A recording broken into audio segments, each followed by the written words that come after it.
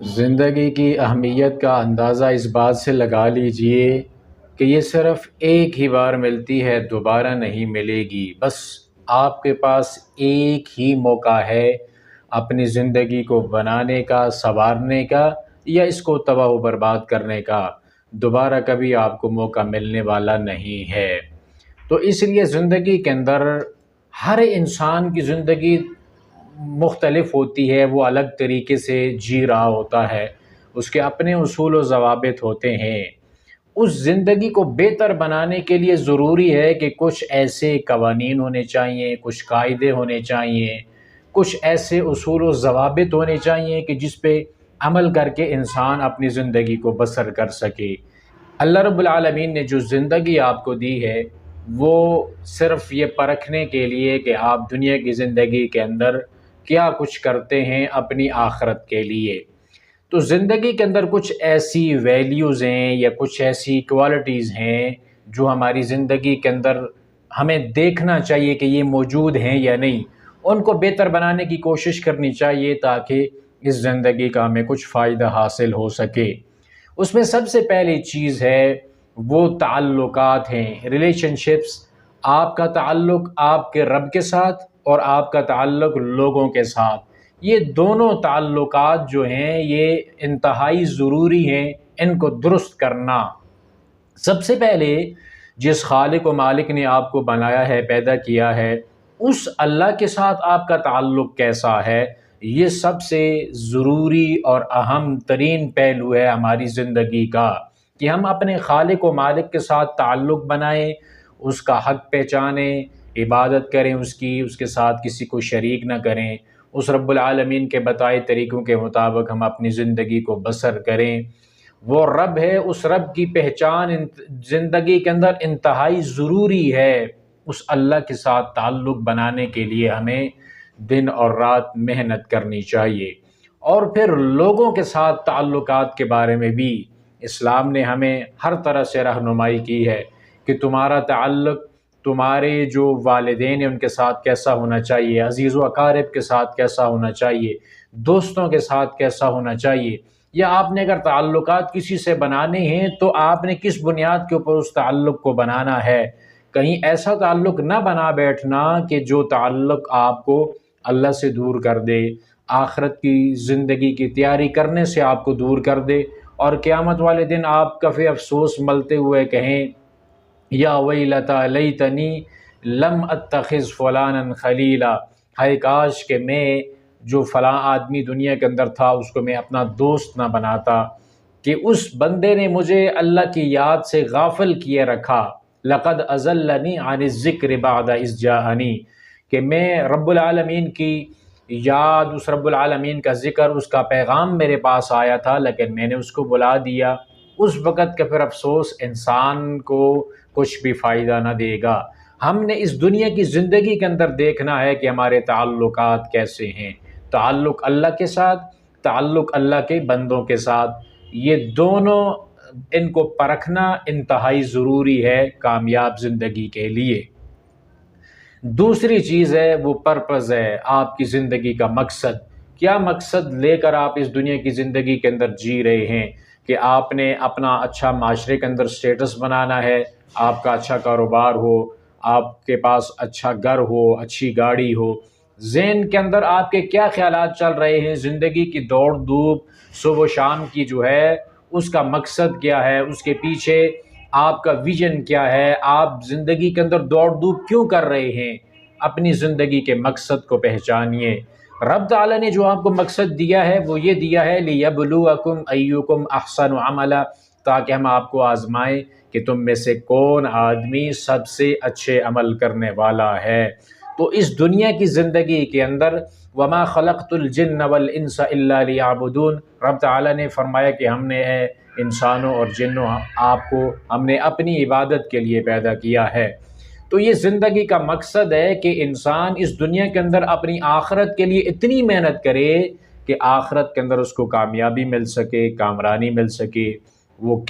Kingdom of heaven, وہ جنت کی بادشاہی اس کے نام ہو سکے، وہاں پہ یہ اپنی مرضی کی زندگی گزار سکے۔ یہاں پہ دنیا کی زندگی کے اندر یہ آزاد نہیں ہے، بلکہ یہ اللہ تعالیٰ کے حکموں کے تابع ہے، اس کی مرضی کے مطابق اس کو زندگی گزارنی پڑے گی۔ فَإِمَّا يَأْتِيَنَّكُم مِّنِّي هُدًى فَمَن تَبِعَ هُدَايَ فَلَا خَوْفٌ عَلَيْهِمْ وَلَا هُمْ يَحْزَنُونَ۔ دنیا کے اندر بیچتے ہوئے رب تعالیٰ نے انسان سے فرما دیا تھا کہ گائیڈنس میری طرف سے آئے گی، رہنمائی میں رب کروں گا، اس کے مطابق آپ نے اپنی زندگی کو بسر کرنا ہے، پھر کسی قسم کا کوئی خوف، کوئی غم نہیں ہوگا، آپ کو کسی ٹینشن کا سامنا نہیں کرنا پڑے گا، زندگی آپ کی وہ والی اچھی ہو جائے گی۔ تو اپنی زندگی کے مقصد کو واضح کریں، اور اس مقصد کو پہچاننے کے لیے اللہ کے قرآن، پیارے پیغمبر علیہ السلام کے فرمان کی طرف واپس پلٹنا پڑے گا۔ تیسری چیز ہے وہ ہیلتھ ہے، آپ کی صحت ہے۔ ہم اپنے جسم کی صحت کے بارے میں بڑا اچھا خیال کرتے ہیں، اس کے بارے میں ہم یہ دیکھتے ہیں کہ کوئی ایسی چیز نہ کھائی جائے کہ جس سے میری صحت خراب ہو جائے، بدپریزی کرنے سے ہم اپنے آپ کو بچاتے ہیں۔ پھر جسم کے اندر کہیں پہ بھی کوئی بیماری، کوئی تکلیف آ جائے تو ہم فوراً ڈاکٹر سے رجوع کر کے اس کی دوائی لیتے ہیں تاکہ جسم کو آرام مل جائے۔ اپنے جسم کے سکون کے لیے ہم ہر طرح کی آسائشیں گھر کے اندر لا کر رکھ دیتے ہیں، لیکن کیا ہم نے اس جسم کے ساتھ جڑی ہوئی روح کی صحت کے بارے میں بھی کبھی خیال کیا ہے کہ اس کو بھی کسی چیز کی ضرورت ہے؟ میں اپنی روح کو باقی رکھنے کے لیے، اس روح کو قیامت والے دن جب مجھے دوبارہ میرے نئے جسم کے اندر وہ روح ڈالی جائے گی، تو اس روح کے لیے میں نے اس دنیا کی زندگی کے اندر کیا کام کیا ہے؟ یہ جسم جو کیڑوں کی غذا ہے، فنا ہو جانا ہے، مٹ جانا ہے، مٹی کے اندر مٹی ہو جانا ہے، میں اس کے لیے تو بہت زیادہ دوڑ دھوپ کرتا ہوں، لیکن کیا میں نے اپنی روح کی صحت کا خیال رکھا ہے کہ اس کی صحت کے لیے جو رب العالمین نے قرآن پاک اتارا ہے، وَنُنَزِّلُ مِنَ الْقُرْآنِ مَا هُوَ شِفَاءٌ وَرَحْمَةٌ لِّلْمُؤْمِنِينَ۔ اللہ نے اس کو شفا بنا کر میرے لیے نازل کیا ہے، اس میں اللہ نے میرے لیے رحمت رکھی ہے۔ کیا میں وہ حقیقی شفا قرآن سے حاصل کر رہا ہوں؟ میں نے سمجھا ہے قرآن پاک کو، اس کے اوپر غور و تدبر کیا ہے، اس کے مفہوم، مطلب کو، ترجمے کو سمجھنے کی میں نے کوشش کی ہے۔ اپنے رب کے پیغام کو میں نے کبھی زندگی کے اندر سوچا کہ یہ میرے اللہ کا پیغام ہے، اس کے اندر میرا رب مجھ سے کیا فرما رہا ہے؟ میں قرآن کو صرف اپنے لیے سمجھ کر کہ یہ سارا قرآن بس میرے لیے ہے، میں اس قرآن پاک کو پڑھ کر، سمجھ کر، اس کے اوپر غور و تدبر کر کے اپنے جسم کے اوپر میں نے لاگو کرنے کی کوشش کی ہے۔ اپنے جسم کو کیا میں نے اس اللہ کے احکامات کے تابع بنایا ہے یا نہیں؟ جو شفا قرآن مجھے دے رہا ہے، کیا اس حقیقی شفا کو میں نے حاصل کیا ہے یا نہیں؟ یہ دیکھنا انتہائی ضروری ہے۔ اور جو چوتھی بات ہے وہ پرسنل گروتھ ہے، کہ میری جو زندگی ہے، میرا جو جسم ہے، جو میرا وجود ہے، اس دنیا کے اندر ایک انسان ہونے کے ناطے میں اپنے لیے کیا کیا کر رہا ہوں؟ انسان دوڑ دھوپ کرتا ہے کہ میرے پاس سکلز آ جائیں، میرے پاس ڈگری آ جائے، اور فلاں کورس کر لوں، اس سے یہ فائدہ ہو جائے گا، فلاں جو تعلیم ہے وہ میں حاصل کر لوں، اس سے مجھے یہ فائدہ حاصل ہوگا۔ تو اپنی ڈگریاں اور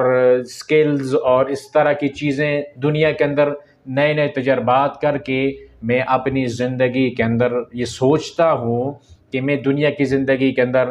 یہ کام کروں گا تو اتنا پیسہ کما لوں گا، یہ والا کام کروں گا تو اس سے زیادہ مجھے اچھا اس دنیا کے اندر انکم آ جائے گی۔ تو میری دوڑ دھوپ ساری کی ساری اس طرف ہے کہ میں نے اپنے معاشرے کے اندر اپنا مقام کیسے بنانا ہے، لوگوں کے درمیان رہتے ہوئے میرے پاس بہت زیادہ مال ہونا چاہیے، ایک اچھا سٹیٹس ہونا چاہیے، ہر جو بندہ ہے وہ میرا معترف ہو، میری تعریف کرنے والا ہو۔